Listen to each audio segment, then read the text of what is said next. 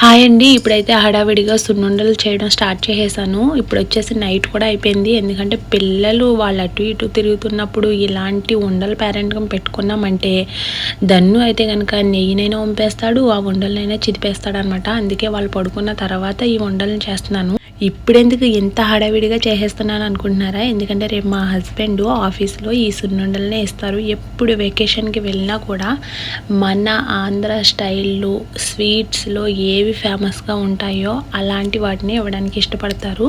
అందులో ఎప్పుడు కూడా ఎక్కువగా ఇచ్చేది సున్నుండలే. వాళ్ళ ఆఫీస్‌లో వాళ్ళకి కూడా ఈ సున్నుండలంటే చాలా ఇష్టము. ఎందుకంటే మన ఆంధ్ర స్టైల్ కదా! మన స్టైల్‌లో ఉంటుంది. ప్లస్ అసలు సున్నుండల టేస్టే వేరు. దూరం నుంచే స్మెల్‌కి ఎవరైనా టెంప్ట్ అయిపోవాల్సిందే. ఈ సున్నుండలే కాదు, దీంతో పాటుగా ఇంకేమైనా మన సైడ్‌వి ఫేమస్ వెరైటీగా ఉండేవి ఏంటి అంటే పూతరేకులు. ఇక వాటితో పాటుగా నవ్వుకుంటారేమో రెగోడియలు కూడా ఇస్తారట. ఈసారి రెగోడియలు కూడా తీసుకొచ్చాము. నేనైతే మా అమ్మకి ఒకటే చెప్పేస్తాను, అమ్మ నువ్వేది ఇచ్చినా ఇవ్వకపోయినా నాకు మాత్రం సున్నుండల పొడి బెల్లంతో చేసి ఇచ్చేయి సరిపోతుంది అని.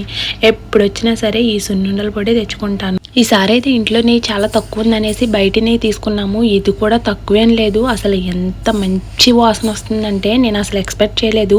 ఈ స్మెల్ కువైట్ నుండి ఇండియాకు కూడా వచ్చేసేలా ఉంది. అంత మంచి సువాసన వస్తుంది. పెద్దలు అంటూ ఉంటారు కదా, మనం తినేవి మంచిగా ఉన్నా లేకపోయినా బయట వాళ్ళకి ఇచ్చేవి ఎప్పుడు మంచివే ఇవ్వాలి అని. అందుకే బయట కొనేవి కాకుండా ఎప్పుడు ఇంట్లో చేసేవే ఇవ్వడానికి చాలా వరకు ట్రై చేస్తాను.